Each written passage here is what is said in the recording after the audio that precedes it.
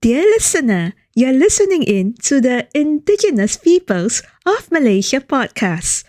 I'm the happy teacher from Malaysia, and I teach Malay, English, and Mandarin Chinese. If you'd like to learn with me, my language courses are in the link below.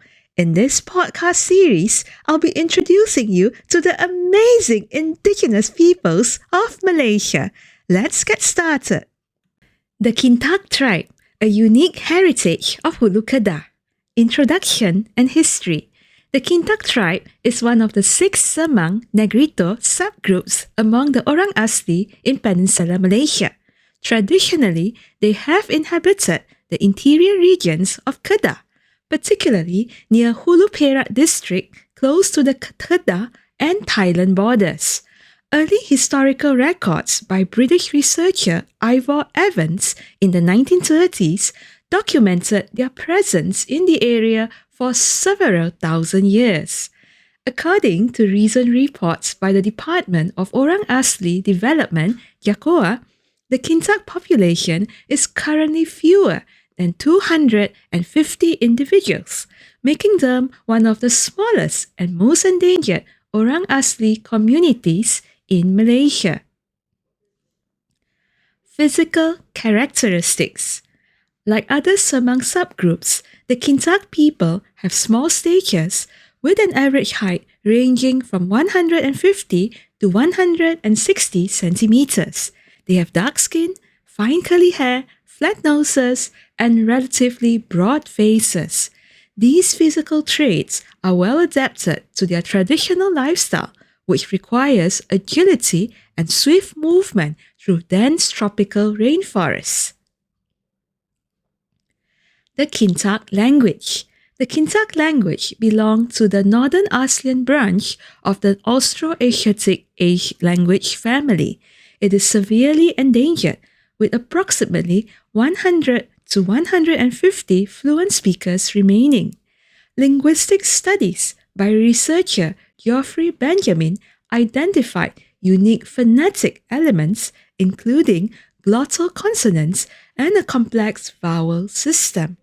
Additionally, the language has specialized vocabularies closely tied to nature, including unique terms for medicinal plants, animals, and landscape features specific to their locality.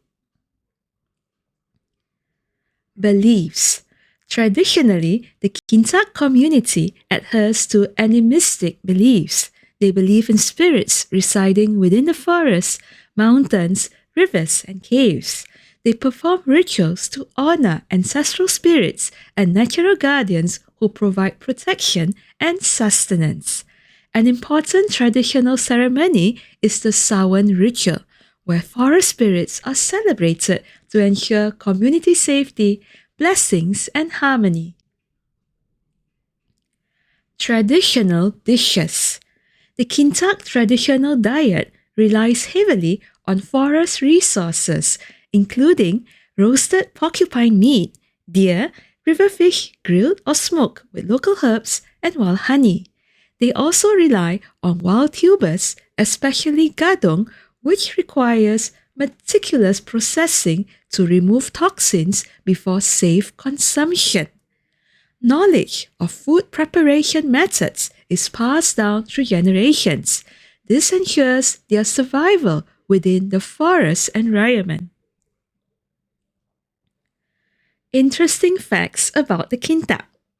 One distinctive feature separating the Kintaq from other subgroups is their expertise in preparing blowpipe poison derived from the sap of the ipoh tree, also called the Antiaris toxicaria. This poison effectively immobilizes small game such as monkeys, birds, and squirrels without contaminating the meat. The Kintaq tribe is also known for their skillful wood carving and unique craftsmanship in creating items from rattan and bamboo, featuring patterns distinctive to their culture.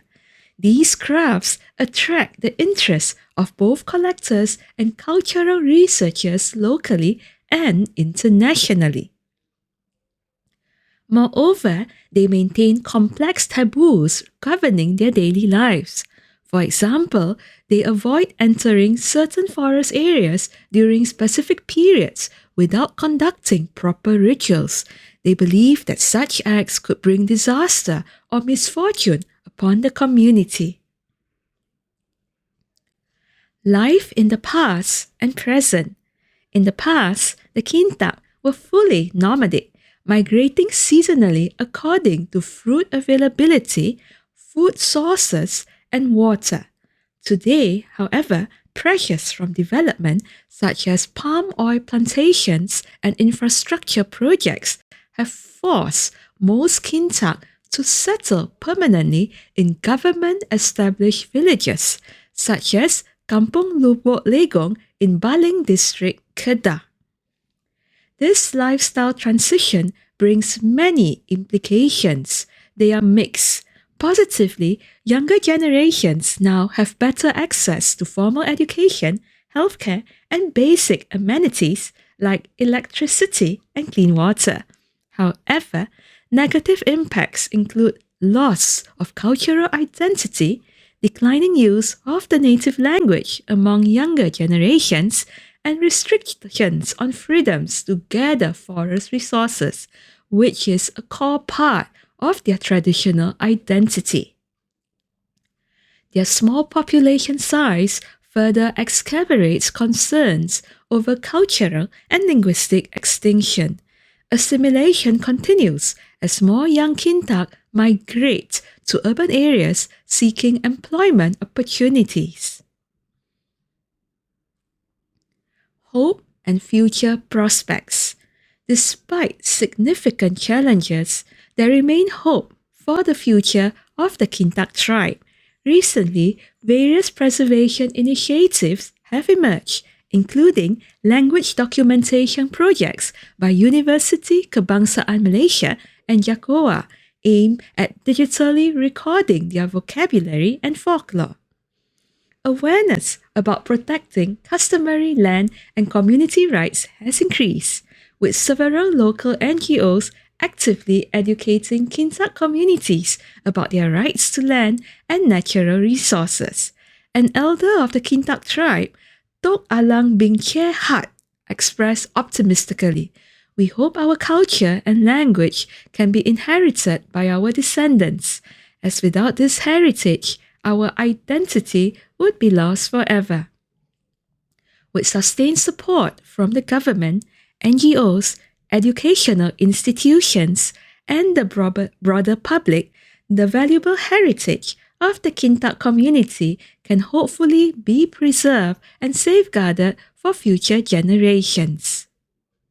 Thank you for joining me on today's episode of the Indigenous Peoples of Malaysia podcast. I hope you enjoyed learning about these vibrant communities and their rich cultures. If you like to dive deeper, don't forget to check out my language courses via the link below. Learning Malay, English, or Chinese Mandarin will bring you even closer to the stories we share here.